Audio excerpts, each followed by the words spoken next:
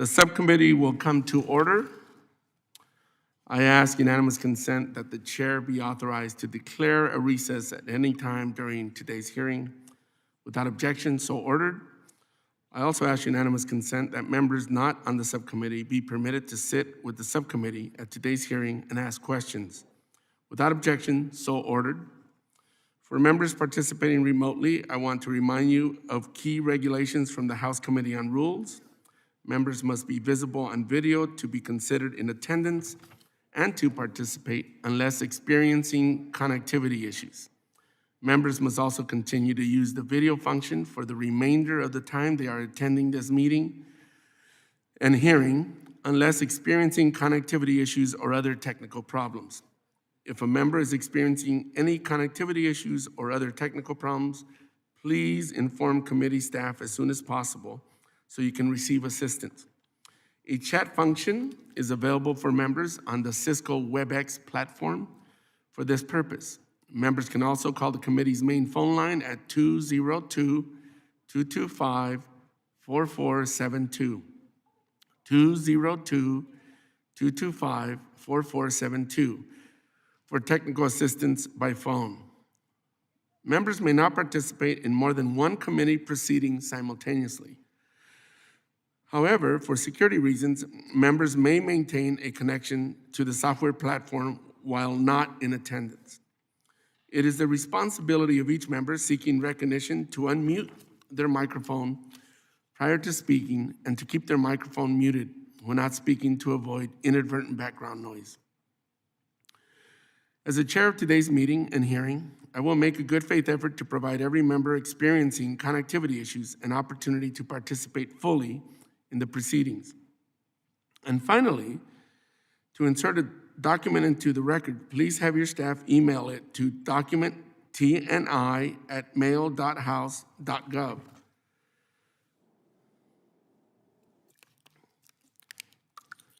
With that, I will proceed to my opening statement.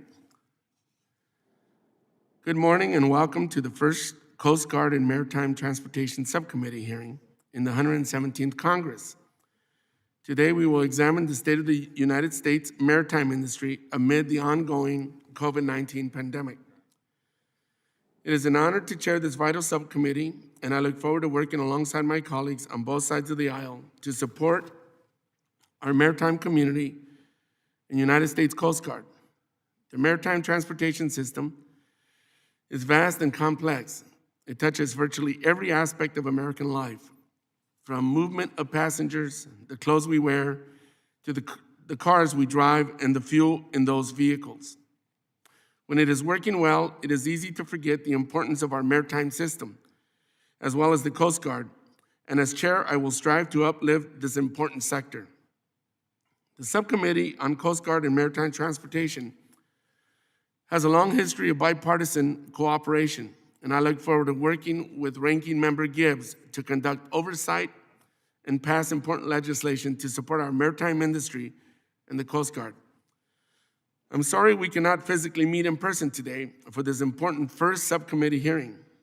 I am sure, though, that we will rise to the challenge to conduct the important business nonetheless. I also want to thank the former subcommittee chair, Sean Patrick Maloney, for the great work he did last Congress. He worked tirelessly to improve our Coast Guard and to strengthen the U.S. maritime industry, and we will work to build upon those efforts. He leaves big shoes to fill.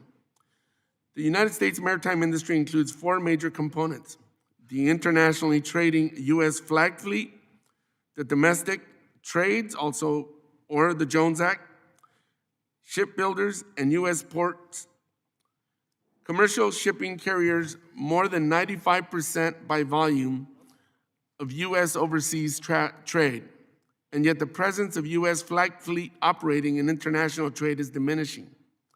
In the past 35 years, we've seen the U.S. flag fleet drop from over 850 vessels to merely 85. Let me say that again. From over 850 vessels to merely 85. The United States Merchant Marine, which provides a living wage to its American mariners, pays taxes in America, and complies with American regulations, simply cannot compete with foreign fleets that pay little to no taxes, comply with the bare minimum regulations, and pay substandard wages.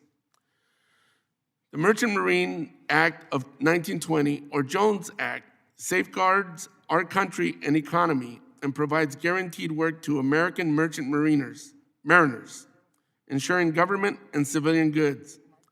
People and equipment are carried by U.S. flagged ships and U.S. citizens. The domestic Jones Act trade includes more than 41,000 vessels, not including fishing vessels. In my district, which encompasses Santa Barbara and San Luis Obispo counties and a portion of Ventura County, maritime and seafaring is an essential way of life, with the ports of Los Angeles and Long Beach just to the south and the Pacific Ocean to the west. Our community is rich in maritime history or heritage. My district is home to a vibrant passenger vessel industry, but in the wake of this pandemic, much of the industry has had to shut down its business and furlough employees. Many passenger vessels operating in the Jones Act trade have lost the entirety of their 2020 operating season. Of the companies operating, most have experienced reductions in revenue by as much as 90% and have laid off or furloughed as much as 80% of their employees. And while passenger vessels and ferries are one of the few sectors of the maritime industry to receive federal assistance, they were left out. They were left to compete for this assistance with other modes of passenger transportation. The remainder of the maritime industry has left to fend for itself. Operators have had to shoulder the burden of increased costs of new safety measures, acquiring protective gear and complying with public health measures, while other industries have received federal assistance. Requests for assistance have gone unanswered, while demand on our ports and cargo carrying U.S. fleet only increases as American commerce increases. I applaud President Biden for affirming support for the Jones Act. The industry needs strong federal support in order to weather this storm. One way to provide immediate assistance is by funding the Maritime Transportation Emergency Relief Program that was passed into law last Congress under the leadership of Chairman DeFazio. For the first time, it created a program within the Maritime Administration to provide financial assistance to the maritime industry in times of national emergency. We need to utilize this program and provide funding to protect American maritime jobs and assist operators struggling to stay afloat. As we gather here today to hear from our witnesses on the current state of the U.S. maritime industry, I want to take a moment to stop and thank you, to our maritime workforce. These crucial frontline workers show up day in and day out to ensure our shelves are stocked and that Americans get their essentials, while also facing their share of danger and loss from COVID-19. Without your dedication, we would not be able to weather this storm. So thank you. My hope is that this hearing will help inform the committee of the ongoing difficulties facing the maritime industry and identify areas of support that will allow the industry to emerge stronger than when the pandemic began. We must ensure the marine transportation system continues to operate seamlessly, and we must protect these essential frontline workers. I look forward to hearing from our witnesses. I now call on Ranking Member of the Subcommittee, Mr. Gibbs, for an opening statement. Thank you, Chair Carvajal, and congratulations on your first hearing as the Chair of the Subcommittee on Coast Guard and Maritime Transportation. I look forward to working with you in this 117th Congress. I'd also like to welcome to the subcommittee two new subcommittee members on our side of the aisle. Jeff Van Drew, who represents the U.S. Coast Guard Training Center, Cape May, through which all enlisted members of the Coast Guard enter their service, and the district formerly held by the long-serving chairman of the subcommittee, Frank Lombriando, and Nicholas Maliotakis, who represents the U.S. Coast Guard Sector New York and Station New York, which are both located on Staten Island. I also thank the witnesses for attending from wherever they are located today. I would like to know more about the reports that the U.S. ag exporters are having trouble finding sufficient containers to meet the needs of U.S. exporters. I am interested in hearing from witnesses whether the pressure is swiftly return empty boxes to China has impacted that availability of containers for U.S. ag exports. I am particularly interested to learn if the ag exports have been delayed or they have switched back to the use of bulk shipping of ag commodities. At the very end of the last Congress, the Maritime Transportation Emergency Relief Program was authorized as part of the National Defense Authorization Act of FY21. I support the adoption of that program as part of the T&I Committee amendment, which also included assistance for port development and mariner education and training. No funds have been provided. No funds have been provided. No funds have been provided for this program. 38 maritime organizations, including 2 represented here today, have sent a letter to Congress seeking emergency relief under the new program. The letter emphasizes an overall annual decrease in maritime commerce in 2020. However, the letter does not address the unprecedented surge in traffic at U.S. ports, which has occurred since August and is expected to last through this spring. I am interested in hearing from the witnesses what the industry's emergency relief needs are in light of the ongoing historic increase in container traffic at U.S. ports, and we're especially seeing bottlenecks on our LA and Long Beach ports. And I know that today the Wall Street Journal even had an article about that. Finally, I understand that the myriad of new conflicting and ad hoc travel restrictions around the world has led to delays in planned crew changes. This has left many mariners trapped on their ships, unable to disembark or travel through the countries from which they were scheduled to depart for home. I have read that as many as 300,000 mariners have been caught on ships well past the point at which they were due to rotate off. I am interested in whether any U.S. mariners have faced these difficulties, and if so, what actions have been taken to allow reasonable crew changes to proceed. Again, I look forward to learning of the impacts of COVID-19 pandemic on the U.S. maritime transportation system, ranging from U.S. shipbuilder and operators to our ports and marine terminal operators. Thank you, Chairman, and I yield back, and thank you for all the workers out there that are doing their best, as you said, fighting, trying to do all this under these tense, these challenging times of COVID-19. I yield back. Thank you, Mr. Gibbs. I now would like to recognize our chairman of the T&I Committee, Mr. DeFazio. Thanks, Chairman Carbajal, and congratulations on your new position. I know you represent a good section of coast there in California, and I know you have a deep interest in maritime issues. The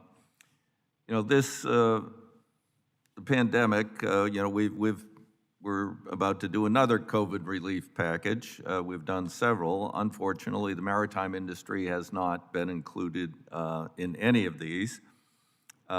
As the chairman said, I did write and we did pass the Maritime Transportation System Emergency Relief Act last Congress, was in the National Defense Authorization and became law on January 1st.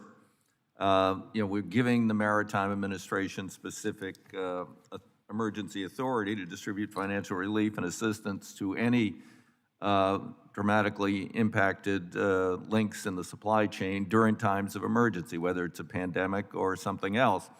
And we're here today, hopefully, to begin to make the case to our fellow colleagues on the Appropriations Committee that this is something that should be funded this next year.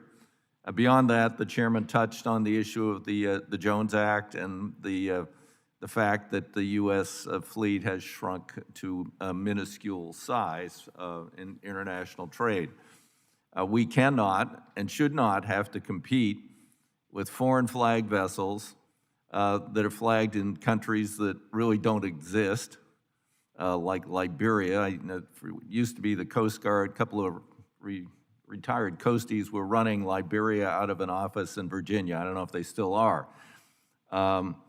As I've said to those in the particularly in the cruise industry, if you need help, call the Liberian Navy. They don't have one. We simply have to rebuild our domestic fleet, and the Jones Act is absolutely key to that.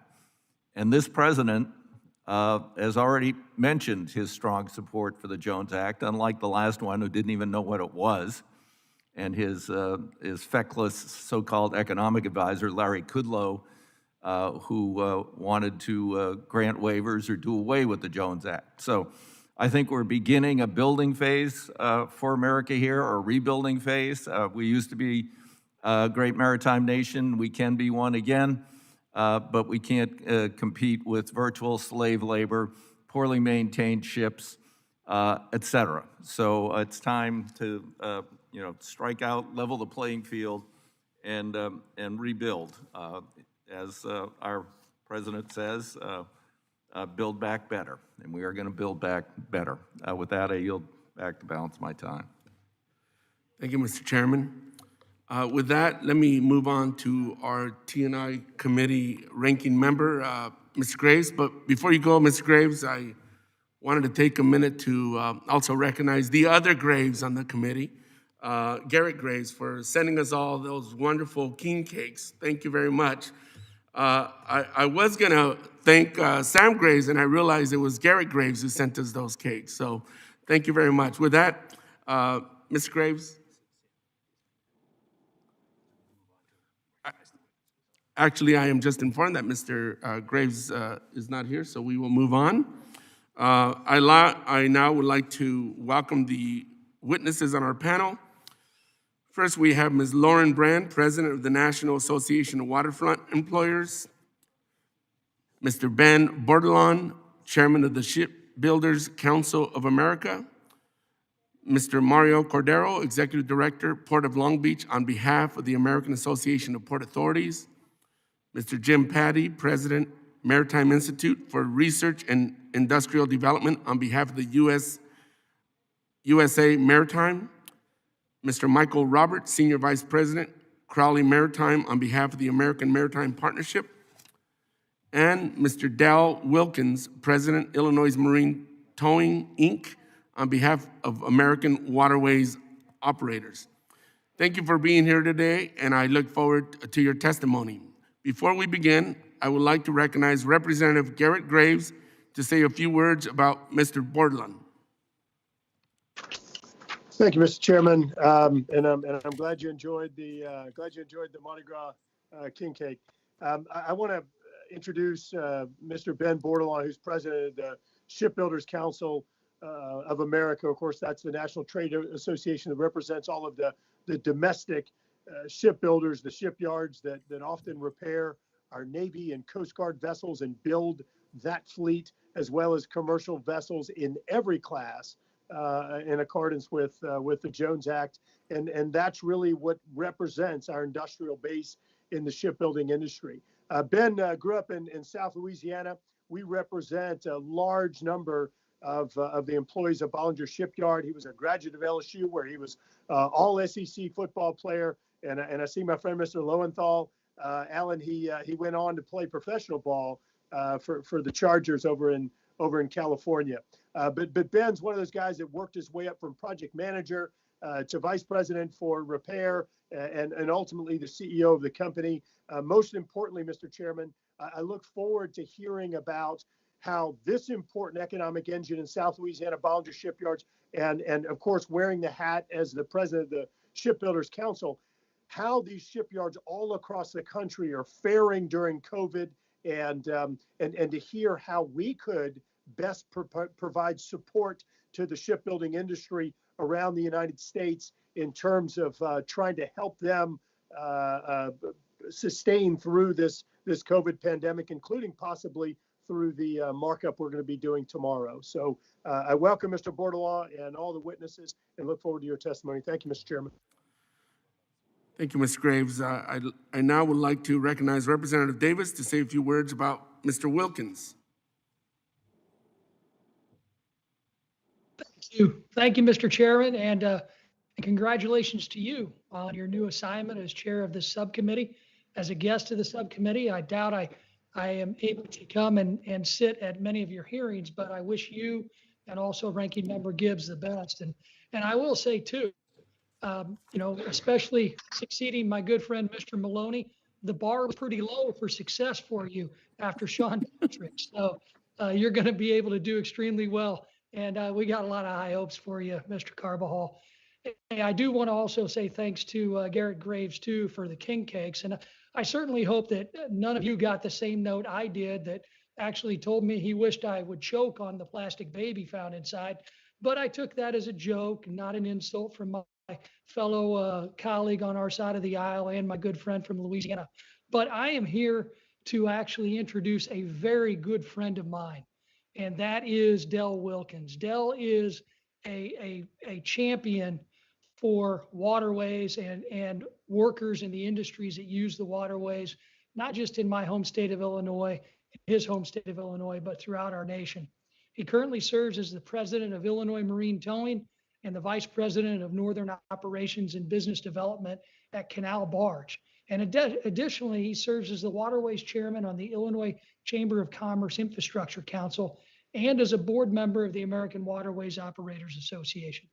As someone who's spent most of his career in the waterways industry, there is no doubt Mr. Wilkins will provide a wealth of knowledge at today's hearing on the state of the U.S. maritime industry. I looked at the rest of the witnesses too. I'm honored to be able to sit here in this subcommittee with you all today. And I do want to thank my friend Dell for testifying. I'll yield back the balance of my time. Thank you, Mr. Davis. Without objection, our witnesses' full statements will be included in the record. Since your written testimony has been made a part of the record, the subcommittee requests that you limit your oral testimony to 5 minutes. Ms. Brand, you may proceed.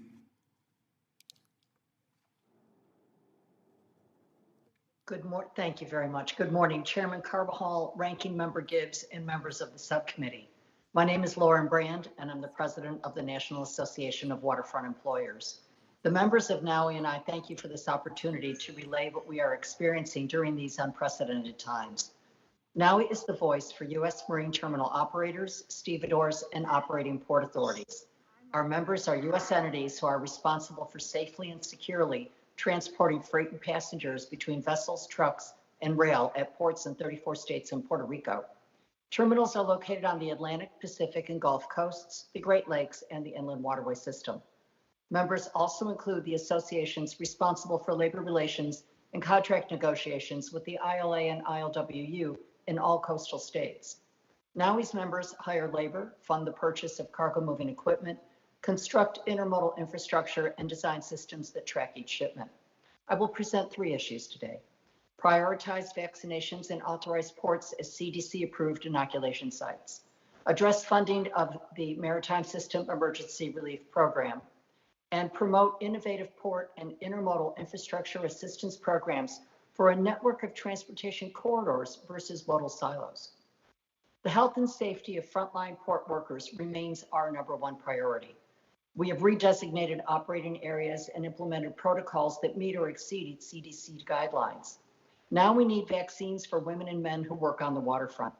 To quote the leaders of the ILA, ILWU, PMA, and USMX, in recent weeks, COVID infections among frontline workers have reached crisis levels in many locations.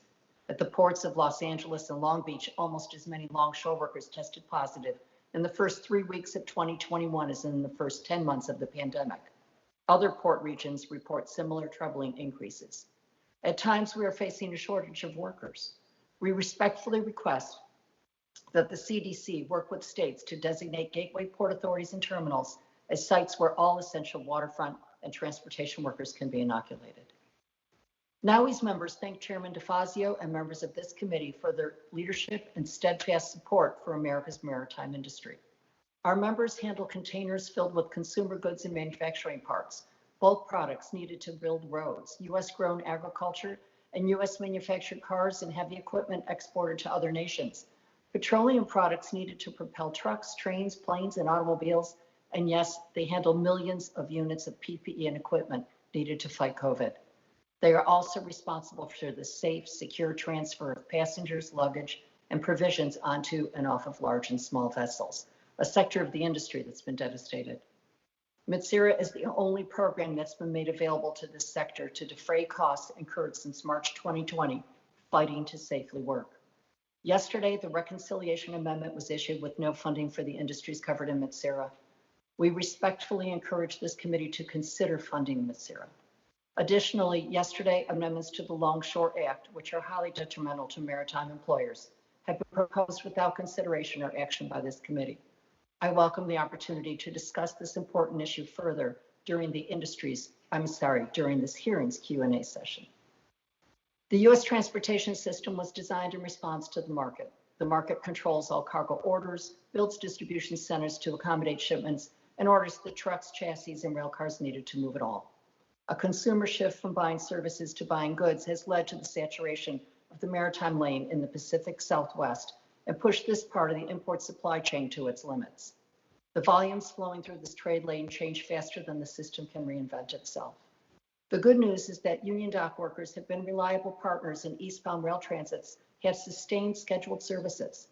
And while these challenges are most pronounced in one region of our nation, they demonstrate the risk to the system posed by the current pandemic. We encourage the development of port and intermodal infrastructure assistance programs and policies that address our system as a network of transportation corridors versus modal silos. For the record, I must let you know that the U.S. Coast Guard has applied common sense and been very thorough while conducting their mission in interactions with marine terminal operators and stevedores during this pandemic. And for that, we thank them. In summary, NAUI's members remain committed to ensuring the intermodal transportation needs of the U.S. are met, and we look forward to your leadership in the 117th Congress and your continued support for the maritime industry. Thank you, Ms. Brand. Mr. Bordelon, you could proceed. Thank you. And on behalf of the Shipbuilders Council of America, I would like to thank Chairman Carbajal, Ranking Member Gibbs, and members of the committee for the opportunity to provide testimony on the impact of the COVID-19 pandemic to the U.S. shipyard industry. I ask that my entire testimony be submitted for the record. I'm here today as chairman of SCA, which represents both shipyards and suppliers that comprise the critical domestic shipyard industrial base. I'm a proud third-generation shipbuilder, and I serve as president and CEO of Bollinger Shipyards in South Louisiana. Founded as a machine shop by my grandfather, Donald Bollinger, in 1946. Here we are 75 years later, and still today remain the largest privately owned and operated shipbuilder in the United States. The U.S. shipyard industrial base is a diverse and critical manufacturing sector of our nation's economy. Shipyards are engaged in designing, building, maintaining, and repairing vessels of all sizes, government customers, local and state governments, and the 40,000 commercial vessels that operate in domestic commerce. While our industry has faced enormous challenges throughout the pandemic, I'm proud to report that as a designated essential industry, your American shipyards never shut down. Our workers continue cutting steel and coming to work despite some very challenging circumstances. In response to the pandemic, the SCA established an emergency COVID-19 task force that met weekly starting March 2020. The task force gathered information and shared industry best practices amongst our membership, our federal partners, and with Congress. Shipyards responded immediately and took action by establishing their own crisis response teams and implementing new policies, like limiting company travel and modifying work and shift schedules. In addition, managing supply chain disruptions became essential to mitigate production delays. Because of the pandemic, the biggest drivers of schedule and cost impacts have increased rates of absenteeism, sometimes as high as 30% at some of our member yards. Unexpected loss of supervision and delayed equipment deliveries due to supply chain challenges. While these and other COVID-related costs have impacted every area of our business, from our workforce and finance teams to our IT and technical infrastructure, they have been and remain necessary to keep our people safe and our programs on schedule. SCA and its members are appreciative of Congress passing the CARES Act in 2020, but the scale of the pandemic's impact have grown since then. The lack of appropriate funds for pandemic-related expenses has placed a significant burden on the Shipyard industrial base due to the uncertainty of if, when, and how reimbursements may come. As the Congress considers recovery efforts, SCA would support incentivizing investment in vocational training and development of critical skilled workers. The Congress's continued support of and the administration's enforcement of existing laws will also be key to our industry's recovery in the wake of the pandemic. SCA was pleased that in the first week in office, President Biden issued an executive order reaffirming his support for the Jones Act and identifying it as a critical tool to support the development of American jobs. In addition to supporting the Jones Act, SCA encourages the Congress to provide stable and predictable budgets for the U.S. Navy and Coast Guard that are necessary to grow and sustain those fleets for national security purposes. We're very proud that our shipyards and suppliers have met the challenge of the pandemic and look forward to working with you all to continue those efforts. Thank you again, Chairman Carbajal and Ranking Member Gibbs, for allowing me today the opportunity to testify along such distinguished witnesses. I look forward to your questions. Happy Mardi Gras. Thank you, Mr. Bordelon. Mr. Mario Cordero, you may proceed. Good morning, Chairman Calderon, Ranking Member Gibbs, and members of the subcommittee. My name is Mario Cordero. I'm the Executive Director of the Port of Long Beach. Today, I'm testifying to you as Chairman of the Board of the American Association of Port Authorities, the unified voice of the seaport industry in the Americas. First, I would like to congratulate a fellow Californian on being named chairman of this distinguished subcommittee in the 117th Congress. Chairman Calderon, thank you for your service to the state's ports and harbors.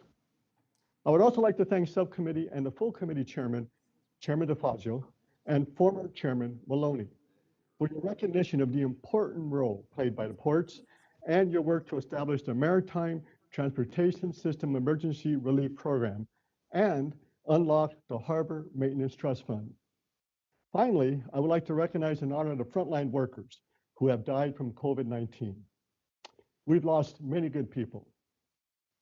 Our nation's seaports deliver vital goods for consumers, facilitate the export of American-made goods, create jobs, and support local and national economic growth.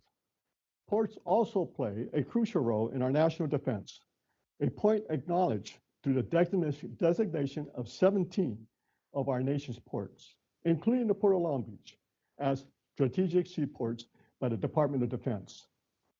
According to Martin & Associates, an internationally recognized economic and transportation consulting firm, prior to the outbreak of COVID-19 pandemic, the total economic value generated in terms of revenue to businesses, personal income, and economic output at U.S. coastal ports accounts for $5.4 trillion, roughly 26% of GDP. This research also showed over 31 million Americans are employed in jobs generated as a result of port activity. Since the beginning of the COVID-19 pandemic, AAPA has remained in regular contact with members to monitor the impact of the pandemic, to communicate regarding the need for federal relief and recovery. I would like to highlight how impressive the collaboration within the industry has been. As the former chair of the Federal Maritime Commission, I am truly pleased on how the ports across the country, and in fact the world, have worked together to ensure safety of workers and minimize supply chain disruptions. Port workers are greatly impacted. In California, cases of COVID-19 among international longshore and warehouse union members are captured by a dock worker self-service portal established by the Pacific Maritime Association, where members of the IOWU can report they have been tested positive and qualify for emergency aid sick relief. Since March of last year, across California, cases reported in the portal total 1,497. To protect our workforce, minimize disruptions to our maritime transportation system, and power our economic recovery, I raised the following issues to this subcommittee. Number one, we need assistance to prioritize vaccinations and provide more testing for port workers and other transportation system personnel.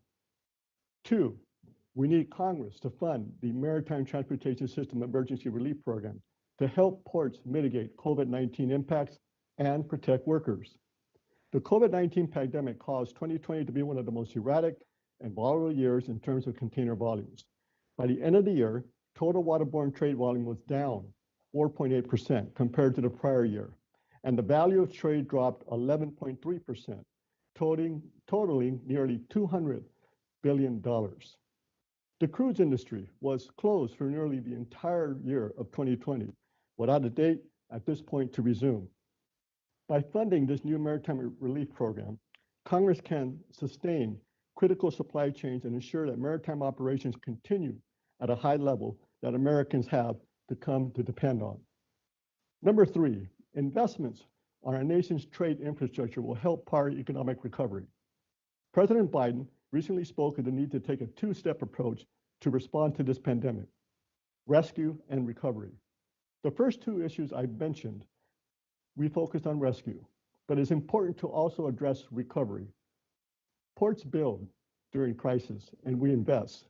We serve as an engine for economic prosperity in our communities and provide access to markets across the globe for communities nationwide. AAPA has identified $20 billion in multimodal and rail access needs at these ports. As population shifts and cargo volumes grow, we continue to embrace e-commerce. These investments will be critical to ensuring that the United States has 21st century multimodal freight network to compete globally and deliver locally. I noted in recent remarks at the Port of Long Beach that in crisis, we build. As we recover from the impacts of this pandemic, we have an opportunity to transform our infrastructure. And finally, we ask that harmful trade practices that have hurt American consumers and businesses be reevaluated. I believe we have an opportunity to reassess the country's trade and tariff policies and to assist our businesses in conducting international business. This is vital to our economy. Chairman Carvajal, Ranking Member Gibbs, and members of the subcommittee, our nation's ports are committed to sustaining critical responsibility in supply chains nationwide. Congress can help accomplish these goals.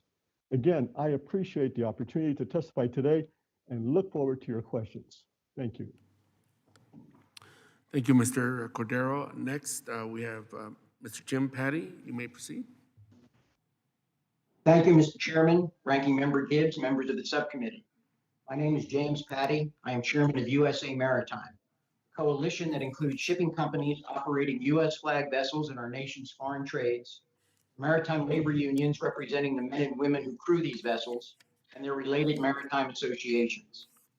Our companies own and operate the 60 militarily useful U.S. flag commercial vessels enrolled in the Maritime Security Program and carry defense and non-defense government cargoes pursuant to the U.S. flag cargo preference shipping laws.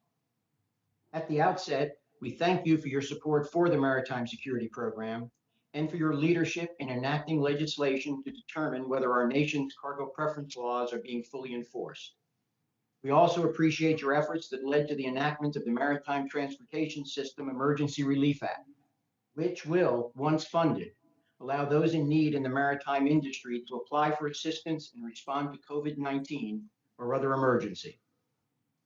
Since the onset of the pandemic, the companies and unions in USA Maritime have worked tirelessly to protect the lives of American mariners, address the professional and personal hardships they endure because of COVID-19, and to ensure that the essential economic and defense services provided by our industry remain available. Nevertheless, and despite the essential protocols and practices put in place, more needs to be done. Most importantly, we are asking that American mariners and cadets working aboard our U.S. flag vessels be considered for expedited access to the COVID-19 vaccine. Such access will help to ensure that mariners remain available to crew the vessels necessary to support American troops deployed overseas and to protect America's economic and military security. As General Stephen Lyons, Commander, United States Transportation Command, has said, quote, "When our nation goes to war, so does the maritime industry. Today, as in the past, the Defense Department relies on U.S. flag vessels, global trade routes, and expert mariners in times of crisis," end quote. Expedited access is also important because many of these mariners, already designated as critical transportation infrastructure workers, help deliver the medicine, personal protective equipment, food, and other supplies desperately needed by those suffering from COVID in our country and around the world. Due to the time spent at sea, the fact that mariners live and work closely together in multi-generational settings for months at a time, and the exposure to individuals who board their vessels in foreign ports who do not follow necessary safety procedures and protocols, mariners face a significant and elevated risk from COVID-19. These risks are exacerbated by the lack of medical care aboard ship when a crew member becomes infected while underway, and because they are all too often denied access to medical care in foreign ports.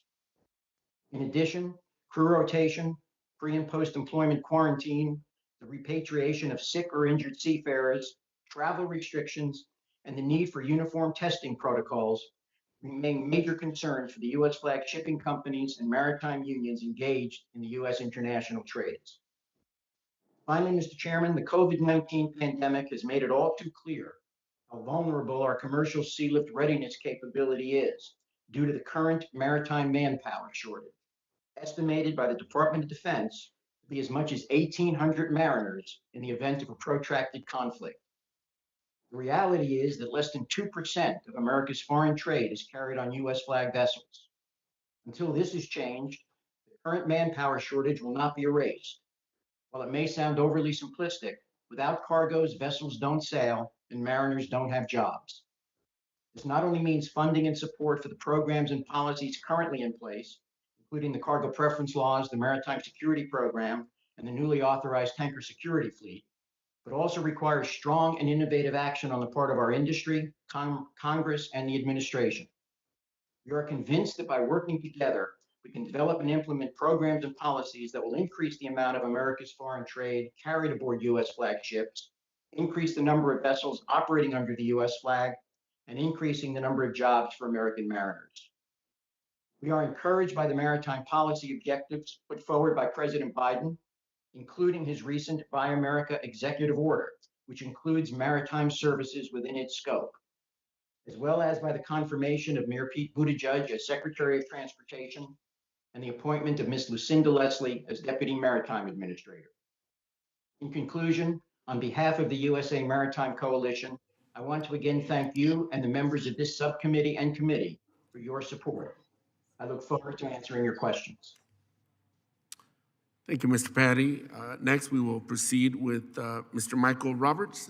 You may proceed. Thank you, Mr. Chairman, Chairman Carbajal, Ranking Member Gibbs, members of the subcommittee. I'm honored to appear before you on behalf of the American Maritime Partnership, or AMP. AMP is the largest coalition of American maritime interests ever assembled, representing almost all segments of the domestic maritime industry, producing 650,000 jobs nationwide. As in my written testimony, I would like to speak briefly today about three issues: COVID, offshore wind, and China. But I have two preliminary comments before I get to those. First, for those who may be new to American maritime, you should know that labor and management stand together on virtually every policy issue. I believe this is because of the unique role we play in promoting our national security, and it is important to recognize, especially in a highly polarized environment. Secondly, let me touch on the Jones Act, which is the legislative foundation for the American domestic maritime industry. The central requirement of the Jones Act is that those who carry cargo between two American points must use American ships with American workers and must obey American laws. Pretty simple proposition. Ships flying the flag of China or Liberia or some other flag of convenience can carry cargo in our import-export trades between America and a foreign country, but not within our domestic markets. Almost all countries that have a coastline have similar laws. The Jones Act has overwhelming bipartisan support in Congress and has been supported by every American president in modern times, including President Biden, who explicitly endorsed the Jones Act in his executive order on Buy America, and we appreciate that very much. The American maritime industry, which the Jones Act supports, has performed remarkably well through this pandemic. The character and culture of American Maritime continues to drive leaders at every level to find solutions to keep people safe and keep supply chains moving. Government agencies have also helped, providing regulatory flexibility and in other ways. We also appreciate the very important maritime legislation passed in the last Congress, including MTSERA, which has been discussed and which enables the Maritime Administration to do more. Not enough has been done yet, however, and this builds on Jim Patty's comments, to those essential frontline workers to keep them healthy. We're telling them to continue working, and the companies are doing what we can and they can to keep them safe. But for mariners, working means living on board the ship. It's a congregate living setting in CDC's terms, like a nursing home or a fire station, except that mariners live in that bubble for weeks at a time. They should have priority access to testing before entering that bubble, and they should have priority access to vaccines in phase 1B, right after senior citizens and frontline healthcare workers. Next issue, the development of offshore wind power represents what may be a generational opportunity for American Maritime, producing dozens of vessels and tens of thousands of jobs. We are very grateful for the work of many current and former members of this committee in having legislation enacted by the last Congress that confirms this work is in fact in our domestic economy and subject to the Jones Act. Investment is already moving forward and jobs are being created based in part on that legislation. This is one example of American Maritime's commitment to improving sustainability, which includes cutting-edge investments to fuel cargo ships with liquefied natural gas, prototype development of electric-powered vessels, and research in many other areas of maritime sustainability.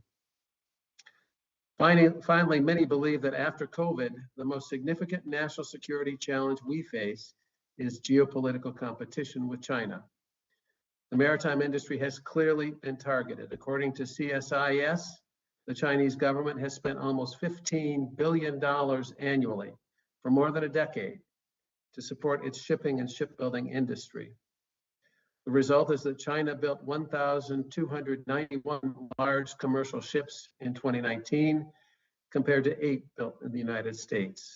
More than 6,000 Chinese flagged commercial ships sailed the ocean versus less than 200 flying the US flag. We believe this demands a strong policy response. Thankfully, because of the Jones Act, we still have commercial shipbuilding in the United States, and we have a modern fleet of US flagged vessels crewed by American mariners to meet the needs of American domestic commerce. But a great deal more is obviously needed if we're going to respond effectively to China's maritime ambitions.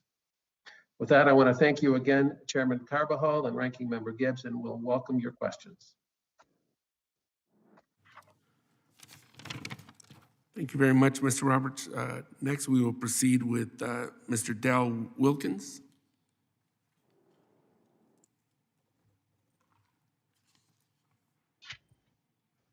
Thank you.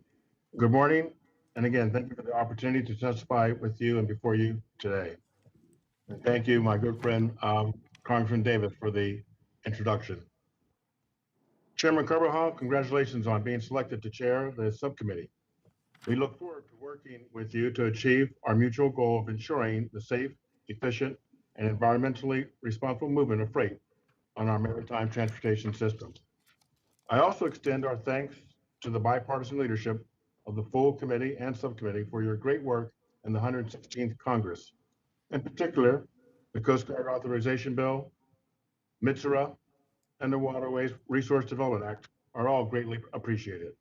And as always, we're grateful for the committee's stalwart support of the Jones Act, the statutory foundation that undergirds every dollar that companies like mine invest in American-built vessels and every job we provide to American women and men. A continuation of these good efforts will position our industry to continue to meet the country's transportation needs and support a national economic recovery. And that leads me to my main message for you today, which is that the domestic maritime industry remains resilient, but needs your support to navigate the challenges of keeping mariners healthy and vessels in service. From the beginning of the pandemic, our industry's overriding priority has been protecting mariners from COVID, while keeping vessels in service to protect the continuity of the national supply chain. Industry best practices based on CDC and U.S. Coast Guard guidelines were quickly put in place and have served as a foundation of our resilience. We're working hard to avoid disruption to regular vessel operations.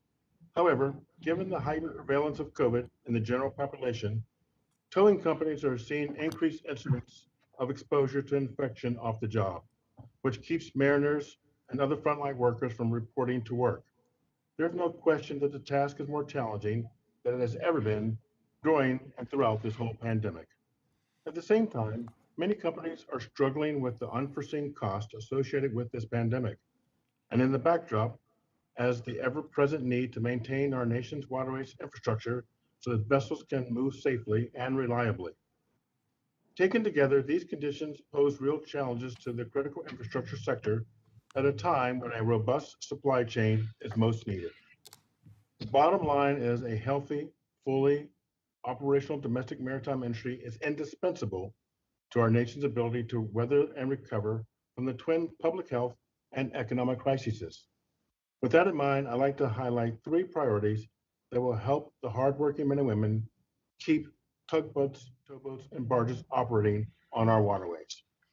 First, implement a national strategy for mariner vaccination. At a minimum, a clear federal guidance to states to effectively immunize these essential workers against COVID and ensure safety and continuity. To be clear, we're not asking to cut the line. We're asking to work with you and the administration to ensure that timely immunization of a relatively small segment of the country's frontline essential workforce that has an outsized impact on our economy and security. Second, we ask that you please support full funding of MITRA program. COVID-19 was an unforeseen crisis that required sufficient resources and significant resources to adapt to a radically and altered operating condition. At the same time, many companies saw steep declines in cargo volumes, directly as a result of the economic contraction. MITRA will provide companies with additional options to bolster financial resources in preparation for a full economic recovery. Finally, we're encouraged by President Biden's early support for the large-scale infrastructure package, but we urge that any such initiative contain 3 critical elements. 1, increased funding for locks, dams, ports, and waterways. 2, accelerated construction of the Coast Guard buoy tenders, and in the interim, support the efficient use of existing buoy tenders and other resources to promote safe and reliable navigation. And third, improvements to the Army Corps of Engineers contracting processes for dredges that to keep our rivers operating at congressionally authorized levels. Such a package will both increase shipper confidence in waterborne commerce, and as we recover from the pandemic, and over the long term, help secure a transformed waterway system that supports robust domestic and international trade. Furthermore, waterway transport is the most economical and environmental friendly mode of transport in the country, which makes investing in maritime infrastructure a critical component of environmental sustainability. Chairman Carvajal and Member Gibbs, working together, we can go forward to better our nation. This committee has a proven record of enacting policies beneficial to the domestic maritime industry, and let me assure you that we are suited up and ready to be a full partner in the critical year ahead. We're ready to work together and eager to help as we know you're ready to get to work. I thank you, and I'm prepared to answer any questions that you may have. Thank you, Mr. Wilkins. We will now move on to member questions. Each member will be recognized for 5 minutes. Usually I would start and then go on to Ranking Member Gibbs, but we will acquiesce today to Chair DeFazio as he has another commitment he has to get to. Mr. DeFazio? I thank the gentleman for yielding the time. I think it was Mr. Patty who said that you still can't access testing. Is that correct? The ships are being dispatched and you can't get people tested before they go? No, it's not that we can't access testing. It's just that it's still a very disorganized and not quite as coordinated as it should be processed in order to provide the uniform testing for each vessel and for all the mariners. But testing is available. It's taken a while to get to this point. In the very early stages of the pandemic, it was incredibly difficult to secure the testing that we needed. So testing is available. It's just not being handled in as uniform and as organized a fashion as we would like. Okay, and then are we still seeing, Ms. Brand or anyone else, a lack of PPE in our ports for workers in the ports, loading, unloading cargo and that? Personal protective equipment?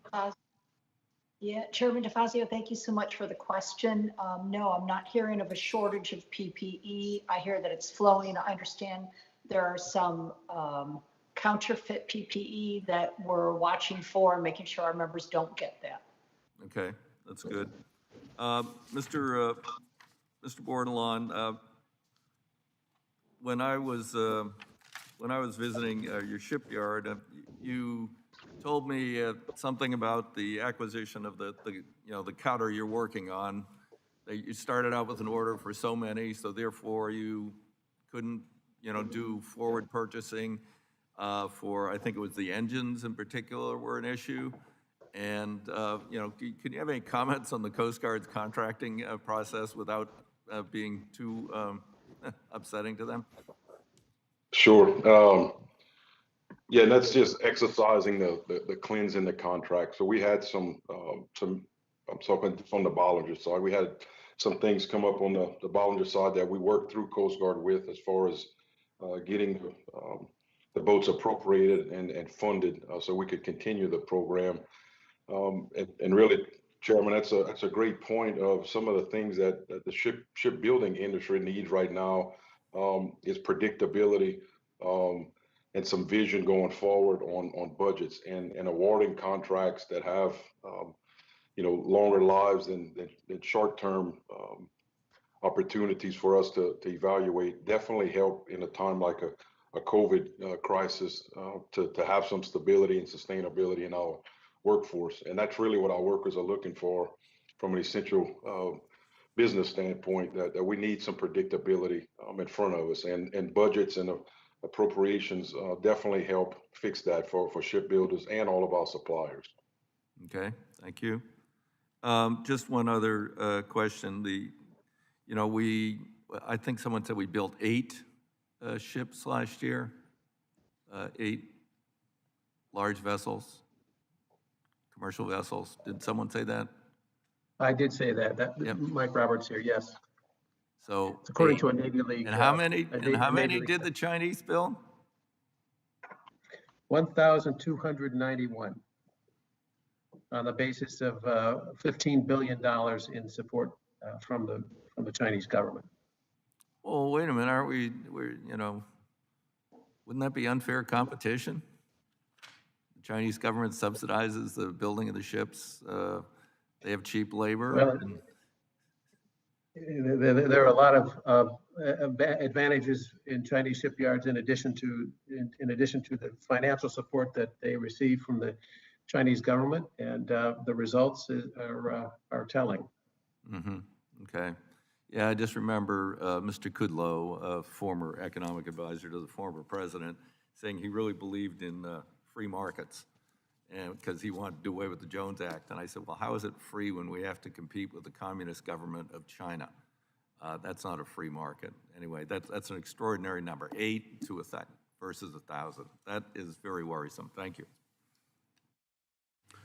Thank you, Chairman DeFazio. We will now move on with the alternating approach. So I'll recognize Ranking Member Gibbs. Thank you, Chairman. To Mr. Cordero and Mr. Wilkins, as we've seen in testimony and see the backup, especially in the California ports, and we see backhauling of empty containers back to China to fill a quicker turnaround. For Mr. Cordero, have you seen containers not be available to ag exports? And then for Mr. Wilkins, are you seeing an increased trade on the river system, on the waterways that you are president? going to more container to the bulk. So I just got kind of idea of what's going on with the ag exports. Ranking Member Gibbs, excellent question. I think that number one, your commentary regarding the importance of American exports is key for us going forward. So with regard to what's happening here in Southern California, and if I may say, many of our container gateways in the United States regarding the volume of imports that we're seeing, number one, that has caused a shortage of empties. Now, I will say that that issue has been mitigated since the end of last year with regard to extra loaders, that is vessels that are being sent specifically with regard to the empty issue, but how does that affect the American exporter? I think what we need to get to is, as we reference the common ground here that you see many of us testifying this morning, Congressman, is the need to upgrade our infrastructure here in the port community in the United States. And more importantly, to upgrade the connectivity, for example, inland ports, so that the American exporter, particularly the American farmer, has a competitive opportunity to the largest market in the world, which is Asia.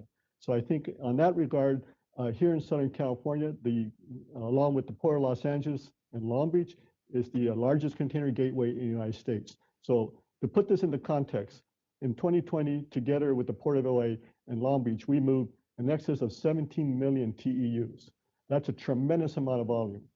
Nevertheless, I think that, again, we're moving forward as ports throughout the nation, and as AAPA chairman of the board, I can represent to you, that is the single most important issue that we're trying to address here in the port community. Mr. Wilkins, what do you see on the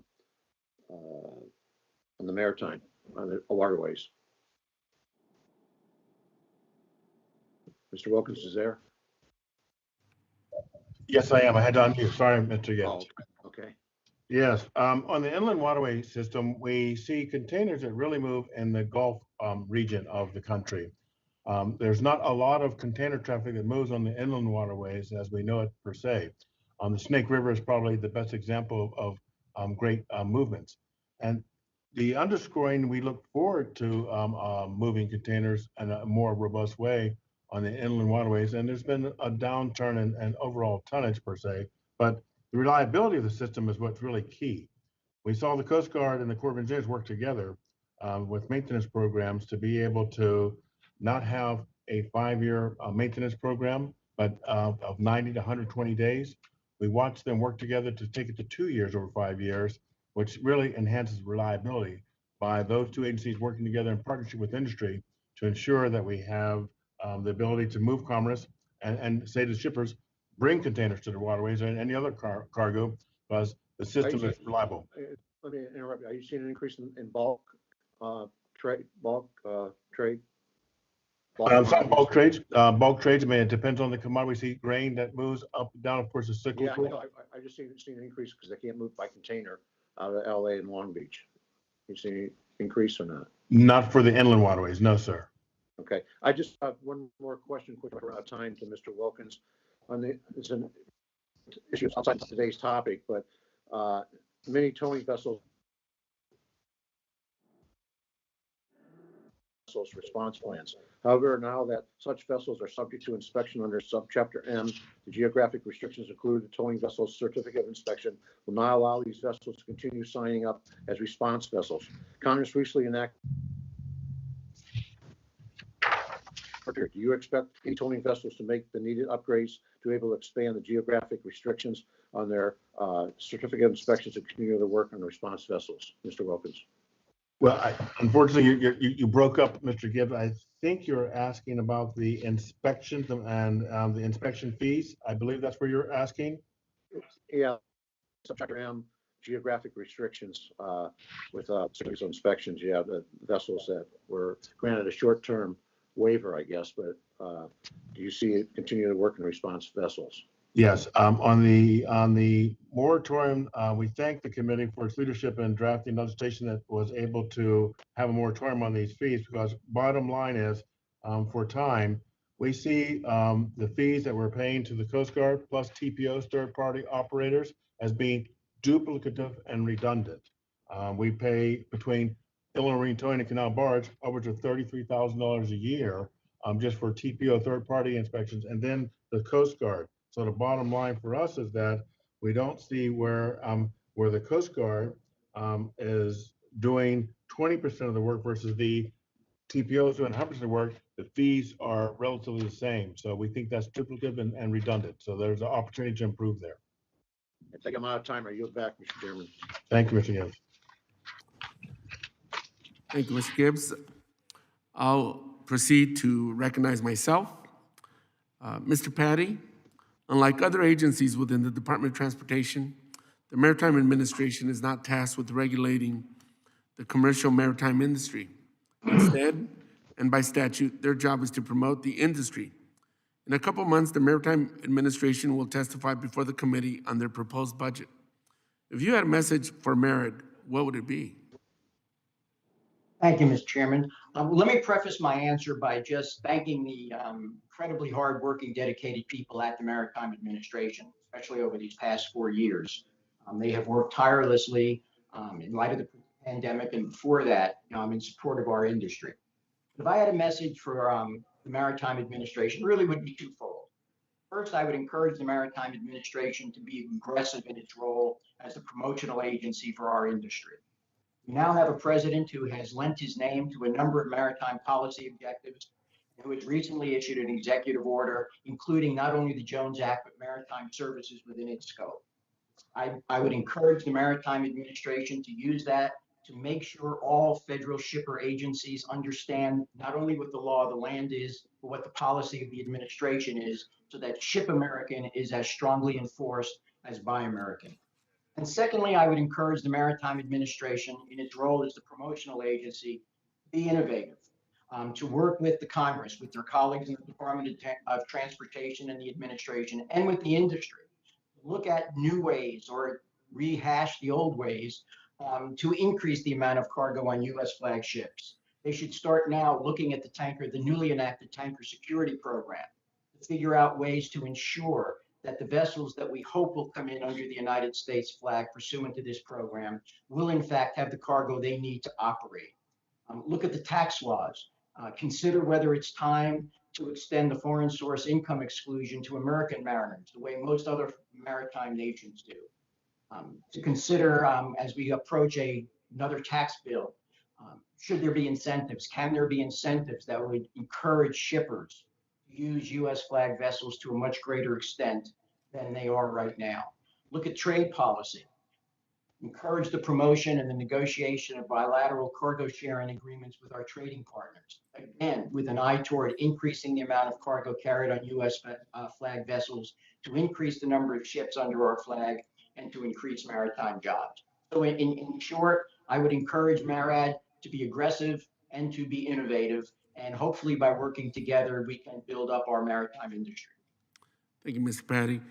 Given the pandemic, have you had problems with recruitment and retention? And what are the implications in the very near future, 5 to 10 years? Well, there's, again, as we've said, there's absolutely no question the pandemic has adversely affected American mariners as it has affected all Americans, regardless of the industry in which they work. For the American mariner, the hardships that they have endured, being stuck overseas months upon months after they were supposed to return home to take care of their families, being quarantined on vessels, not being able to have the immediate access to vaccines they need for all of the reasons I had mentioned previously. Despite all of that, morale in the maritime industry among the American mariners is still good. We have not experienced a situation where people are leaving the industry. We have not had a problem recruiting new members to the maritime industry, either through the maritime academies, through Kings Point, through the unlicensed schools. Individuals are still willing and ready and able to work on board U.S. flag vessels. Needless to say, we have to continue to address the pandemic. We have to resolve these issues. And most importantly, if we're talking really recruitment and retention for the maritime industry, we have to make sure we have the ships under the U.S. flag that will provide these individuals with jobs. And Mr. Patty, finally, when a crew member aboard a ship is infected and the vessel is in a foreign port, what are the remedies or protocols currently in place to provide medical care for the crew members and avoid community spread on the vessel? Mr. Chairman, that varies. It varies quite a bit from where the vessel is located. In some jurisdictions, the entire vessel and the entire crew will be placed into quarantine. The vessel will have to be cleaned. There will be a specified amount of time based on what the local authorities say before the vessel can sail, before the crew members are removed from the vessel and either taken to a hospital or brought home. So again, it's not a very, very consistent system. It begins and ends really where the vessel is located. Thank you very much. My time is up, so we'll proceed to Representative Van Drew.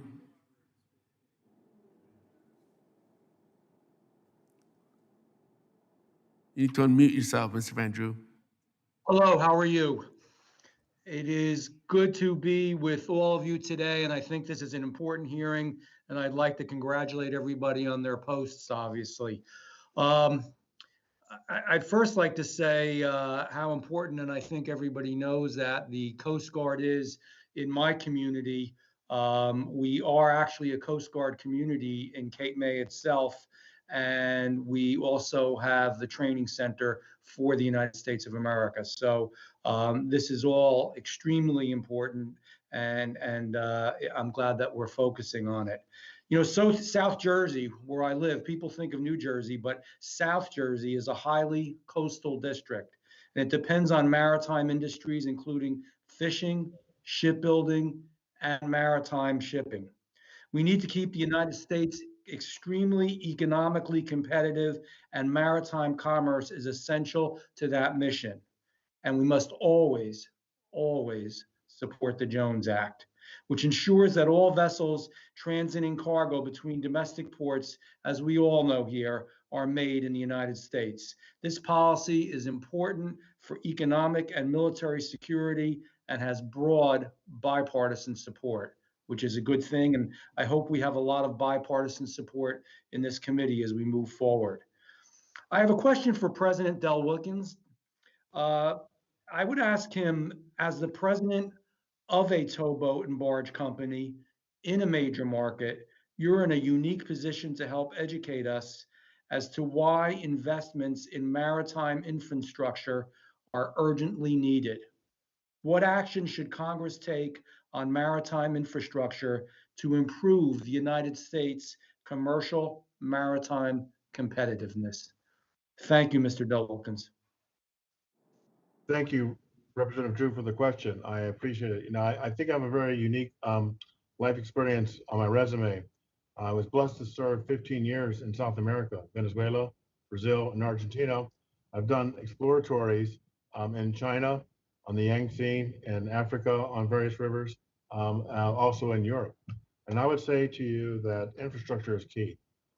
There is no country on the planet that can move commerce like we do here in the United States, especially with this network of barge, rail, and truck, especially maritime. So therefore, it's incumbent upon us, in my opinion, to I think it was Lee Iacocca, our general partner, once said, lead, follow, or get out of the way. So we're leading, and I can assure you that those other countries are trying to replicate what we have. So I think that's how critical it is to maintain the infrastructure that we have in place and enhance it. But others are trying to do what we already have. Okay, well, thank you for the answer. I look forward to working with you, and I yield back my time. Thank you, Mr. Van Drew. I will now recognize Mr. Larson. Thank you, Mr. Chair. I'm going to do this very slowly because a lot of my questions have been asked, and so I wanted to yield to Mr. Lowenthal my 5 minutes, if he's prepared. So I yield to Mr. Allen, Representative Alan Lowenthal. Mr. Lowenthal? Prepared. I am prepared. Thank you. First, I want to thank you, Mr. Chair, and congratulate you on your becoming the chair. I think we're going to enjoy working with you, and I think you're going to bring a certain amount of humor to this committee, which I think subcommittee. And I also want to thank the panel for their testimony, and it's illustrated at how important the maritime industry has become through this pandemic crisis. Workers are on the front line. They're putting themselves at risk so that we can move vital goods across our country. You've done your part, and now Congress must do its. I also want to ask unanimous consent to introduce a letter from the American Association of Port Authorities highlighting the impact of the COVID pandemic on maritime operations. I ask unanimous consent, Mr. Chair. Without objection? I will take that as giving me unanimous consent to introduce the letter. Thank you, Mr. Chair. Mr. Cordero, you know, I've known you for over two generations, two decades, probably a lot longer. And I really want to say that you have really become a leader, maybe the leader in the U.S. maritime industry. I watched you first as a member of the Long Beach Harbor Department, Harbor Commission, where you championed the fact that the Port of Long Beach could be both an economic engine, could continue to grow, as you mentioned now in your talk today, but also could grow greener. Then you became a member appointed by President Obama to the Federal Maritime Commission, where you demonstrated your leadership and actually was selected by the president to become the chair of the Federal Maritime Commission. And then you came back to become the executive director of the Long Beach Port, and also the now as the chair of the executive committee of the American Association of Port Authorities. Quite a career.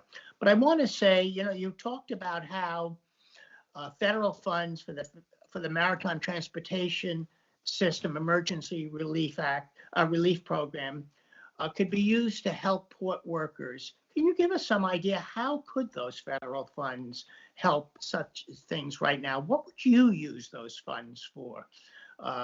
And maybe also to talk about what are we going to do about the backlog of goods? I look out my window sometimes here in Long Beach, and I see all those ships waiting to unload their cargo, and yet they're sitting out in the port. What are we going to do about the backlog, and how can the Federal Emergency Relief Program help on something like that? Well, thank you, Congressman, for your question. And let me answer the twofold question as follows. With regard to the funds, I think, first of all, many of you who I see here, I met in my role as chairman of the FNC, you know, Congressman Weber, Congressman Graves, yourself, Congressman Lowenthal, and a couple other familiar faces. So the historic quest of the maritime industry is to be seen as an important vital sector of transportation as we see other modes that are being funded. And, you know, Chairman DeFazio said this morning, and I will say, that the port industry here has yet to receive any relief and funding with regard to this COVID crisis. So if I could leave one thing here with this committee and the subcommittee, again, we just want to have a percentile of relief here that is so important for the vital reasons that, again, you've heard the testimony this morning. Now, with regard to the funding, I think I would direct myself to the National Defense Act here that was recently passed. And more specifically, Section 3505, which established the Maritime Transportation System Emergency Relief Program. And with that, if you look to Section J, I think that answers the question. Everything with regard to operations and how we've been impacted, PPEs, workforce retention, infrastructure repair, and so forth and so forth. The list is long. So I think all I would reference to the answer is, if we apply Section 3505J by definition of what's an emergency here, a health pandemic here, COVID-19, and how this has impacted the port authorities. And I think finally, again, what we're asking for is a vital part of the transportation sector here has yet to receive any funding with regard to this emergency crisis that we've experienced. So as to the part two, and the congestion, as I indicated, I think it's fair to say that we're seeing that in many gateways, but more particularly in Southern California. I think for the Port of Long Beach, you've seen that investment of over $4 billion over 10 years, and going forward, an additional $1.7 billion. Our colleague, our neighbor Port of LA has similar investments. So Southern California is the gateway to the most important trade route in the United States, the Trans-Pacific trade route. And I will say, let's not just see this as an import dynamic. We have to see this as an export dynamic going forward. And that is the reason why, again, we're applying all aspects to move efficiency here with containers. And in a way that my last comment is in terms of funding, a large part of what we need to do is the move to digital transformation.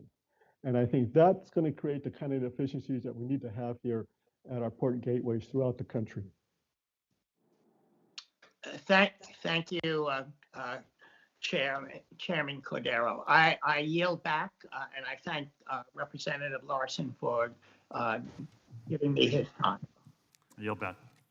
Thank you, Mr. Lowenthal, Mr. Larson. I will now proceed to Representative Maliotakis. Did I say that correctly? It's good. For some reason, everyone's having trouble with my first name. I've been called Nickel and Nicholas, but everyone's getting Maliotakis right, which is very nice, and I appreciate Chairman and Ranking Member Gibbs. This is my first time participating in a hearing as a member, and I'm very excited to be here.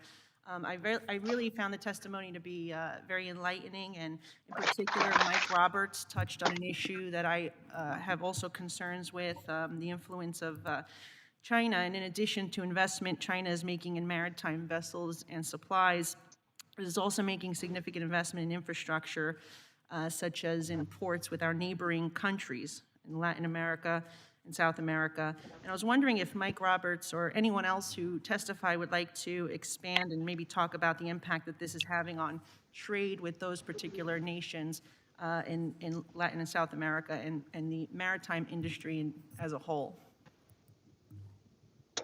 Thank you, Representative Maliotakis. Appreciate the question. I would say a couple of things. First, this subcommittee a year and a half ago held a hearing on this subject, and it was certainly one of the first times that the impact of China's ambitions was brought to light with respect to the maritime industry. And we've done a lot of work since then to explore that further. We think it's serious. I think the question is, what do we do about it? We don't really have a response. We have a seriously risky situation, a great vulnerability. We don't have a strong policy response. I think we need to recognize that because of our trade and economic policies, we are a nation of consumers, and that may be fine in a world where there's no threats, but that's not the world we live in today. So we have to recognize that. We have to also understand that there is an economic component to this, that overwhelming military superiority, if we can sustain it, doesn't prevent China from using economic leverage against our interests. So I think to respond effectively, we need to really deny China success in terms of its maritime ambitions. We need a policy an industrial policy that balances the benefits of trade alongside the need to preserve a strong and diversified American economy. And key sectors like shipbuilding and strategic service sectors like shipping need to be recognized and supported much more than they are today. No, I appreciate that. And I think in addition to the Jones Act and our supply chain in terms of the maritime and shipping industries, I think we could also look at the supply chain of PPE. And I was wondering if anyone perhaps could comment on some of the challenges that we as a nation have had obtaining PPE from overseas, from Asia, during the pandemic, and how it highlights the need to bring that supply chain home as well. I'll offer my 2 cents on it. My sense of it is that early in the pandemic, the Chinese made a rational decision to make sure they had enough PPE for their own population. And as that became less of a stress, they were willing at that point to go ahead with contracts that enabled shipments to this country. It is, I think, widely recognized the importance of near sourcing, insourcing critical supplies like PPE and many other things that we're now dependent on China for manufacturing and then for the logistics to bring it here. Thank you. And Congresswoman, if I may add to that question, and that's a great question, Congresswoman. Let me add this. Part of the question in terms of this issue of congestion at our ports, let's keep in mind there's a confluence of factors as to what has led to the volume. The one commodity aspect that's been very, very key here and important is the number of PPEs and medical supplies that are coming in as imports. That's one of the reasons we've had this surge in volume. So I think the question for us as a nation, that these important medical supplies and PPEs have to be here, come back to be manufactured in the United States. We've seen that in this crisis, if it teaches us anything, that we need to have a quick pivot to make sure we protect frontline workers. And again, if we go back a year and for the first several months thereafter, that was really problematic. And going forward, I don't see any reduction in the use of PPEs in terms of what this pandemic has now changed in terms of what Americans had to be accustomed to for a few years.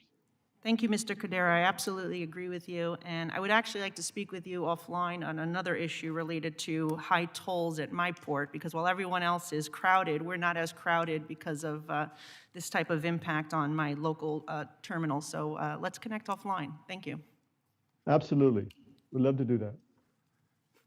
Would there be time to weigh on her first question, Mr. Chairman? Time is up. We're going to have a second round in a few, so hold that answer. Next, we'll proceed to Representative Lowenthal, a second bite at the apple. Thank you, and it tastes very good, Mr. Chair, that apple. I want to follow up on some things that Mr. Patty has said. Mr. Patty, you've really demonstrated that this pandemic has exacerbated the current state of the U.S. flag international merchant fleet, which is already at risk. And now you've indicated how much more at risk it's become. So I want to talk about what we can do. Can you, this past Congress, we passed and put into the National Defense Authorization Act the 10 tanker security fleet that you mentioned to begin to fund that. But it hasn't been appropriated. How important is it for us to fight to appropriate the tanker security program? Thank you, Mr. Congressman. I think it's incredibly important that we do fight to appropriate the funds. The $60 million is authorized for the new tanker security fleet program. Not only will this help alleviate some of the manpower shortage, if you're talking about 10 vessels coming into the United States flag for the first time, you're talking about an employment base for approximately 500 mariners, which is a nice step in the right direction. Doesn't obviously solve the entire shortage that's estimated, as I said, for approximately 1,800 mariners, but it's a step in the right direction. But I would also suggest that not only do we have to fight to secure the appropriation for that program, but we also need to begin now to look very, very carefully at the program to make sure that when those vessels do come into the United States flag, that there is cargo for them to carry, that they are able to operate, as opposed to just bringing in more vessels to the U.S. flag that are going to be laid up. But it's an incredibly important program. It was initiated based on statements that had been made by the Department of Defense, warning of our almost total reliance on foreign vessels to supply the military. And again, the simple answer to your question is yes, absolutely. We should fight to get that appropriation. Thank you. I want to ask the following question to return to Mr. Cordero, Chairman Cordero. I believe that this committee and certainly Chairman DeFazio has indicated we will be supportive of the need for vaccinations and testing for the maritime industry. You are essential workers. You are not receiving those, and it's critically important for the health of your workers who are really who are essential workers and defending our nation. But I want to ask you about something we've seen throughout this country. We've seen the CDC, we've seen Dr. Fauci, we've talked about public health recommendations, and yet we still see super spreader events, people not following them. I guess the question that I'm asking is, the AAPA has made wonderful recommendations about public health, how we should have best practices, social distancing, PPE. The question to you is, as the chair of the AAPA, have you found that these are really being followed in the ports? When we just recommend, is that enough? And what practices in the future, if we have other pandemics, are we going to need to make sure that we do not have super spreader events anymore? And apparently that we're beginning to see those in the ports. Thank you for your question, Congressman Lowenthal.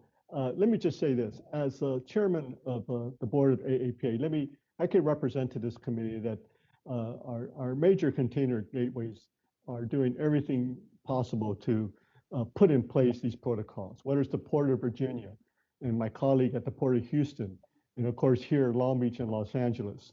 And I say here locally in Southern California, I have to commend the IOW and the Pacific Maritime Association who came together to address this issue. So the bottom line is, I think management and both labor are implementing this protocols because it's very key for the frontline workers. And going forward, let me just say this, 9/11 changed the whole dynamic in terms of how this country viewed our security. I would suggest that COVID-19 now is changing the whole dynamic in terms of how this country is now moving forward with how we address health pandemics. Because again, going forward, I think that nothing's going to change in the future in terms of how we need to be extremely cognizant of health and safety of the frontline workers. And last, I will say this.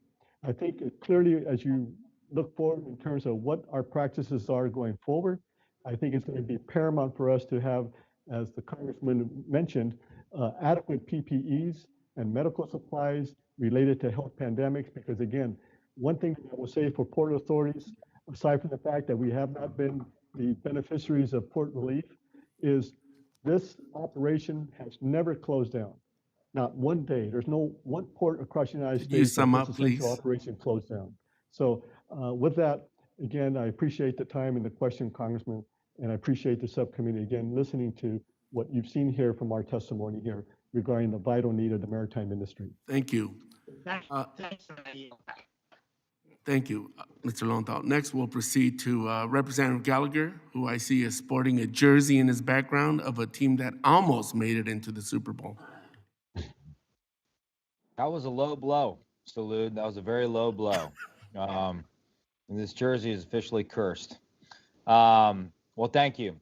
This is a question for Mr. Wilkins, probably, at the risk of repeating an area of questioning that Mr. Gibbs had raised earlier, I believe.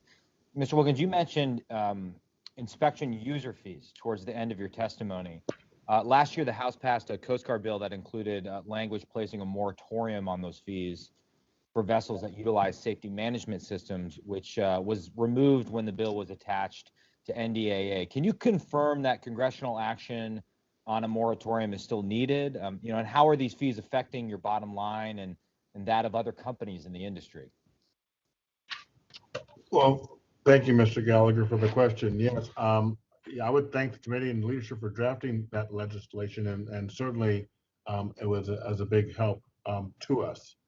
And respectfully, when we look at these fees, I think I mentioned that the structure of the fees could be duplicative and inequitable in the sense that companies like myself, we use TPOs, third-party agencies, to come in and do the inspections.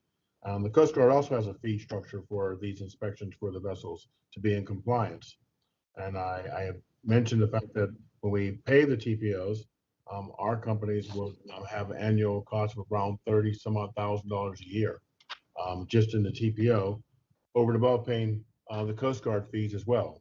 So certainly it helps to, I think the effort is to be able to ensure that the annual fee structure is fair, and to ensure that if we are going to have the inspection protocols, which we should under subchapter M, we have to ensure that the Coast Guard does not, have a fee when not doing the work, and whereas we have the TPOs doing the work, makes it, if you will, best for us in a sense of fees.